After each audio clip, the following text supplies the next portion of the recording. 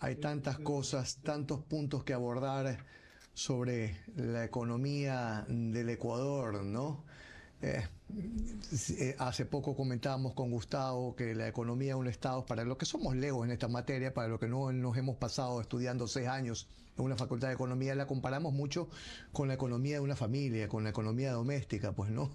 Y el ecuatoriano es muy dado, por ejemplo, a gastar más o endeudarse más de lo que puede pagar, de su capacidad, ¿no? Entonces, justamente en el Estado ocurriría lo mismo, ¿no? Si comenzamos a gastar más de lo que producimos o de lo que nos ingresa, pues nos veríamos en serios aprietos. No sé si alcanzó a escuchar el comentario del economista Juan Carlos Jácome. Muy buenos días, bienvenido. ¿Cómo está? Gusto saludarlos y sobre todo a su distinguida audiencia. Sí, no le escucho bien al economista, le escucho muy bajo. Economista, don Henry Carrascal le preguntaba, ¿qué vamos a hacer? ¿No? El tema central de nuestra entrevista con el dinero proveniente de créditos del FMI, ¿no? Y qué tan preparada está nuestra economía para aprovechar esa liquidez que viene de préstamos, ¿no? A veces, como decía Henry, en la economía familiar hay ingresos, pero algunos provienen de créditos. Y pensamos que el cupo que está en la tarjeta de crédito es dinero a nuestro favor. No, es una capacidad de endeudamiento.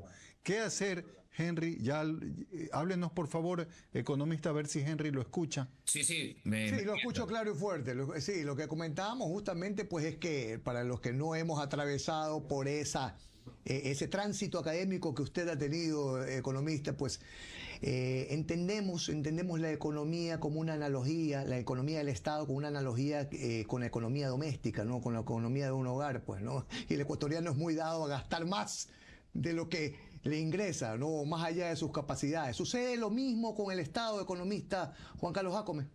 Sí, a ver, yo creo que siempre hay que diferenciar dos ámbitos que suelen ser mezclados, pero que en esencia son diferentes. Un tema son las finanzas, ¿sí? Y otro es el tema económico, un poco vamos a conversar. El tema es cuando dices, ok, ¿qué es la economía? Es cómo administramos los recursos para que un país o un hogar produzca más bienes y servicios. ¿Ok? Por eso cuando hablamos de economía, generalmente se preguntan, bueno, ¿y por qué la economía creció? ¿Por qué creció? ¿Cómo hago para que crezca más rápido, crezca a mejor ritmo, crezca en el tiempo?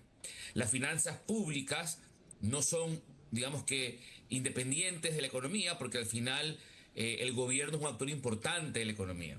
Pero sí, digamos que lo ideal sería que uno se arrope hasta donde da la sábana. Sin embargo, yo no satanizo la deuda en la medida en que la deuda sea para generar una mayor escala de producción. ¿A qué voy? Si yo me endeudo para consumírmelo, es dinero que pagaré el día de mañana sin haber aumentado en lo absoluto mi capacidad productiva.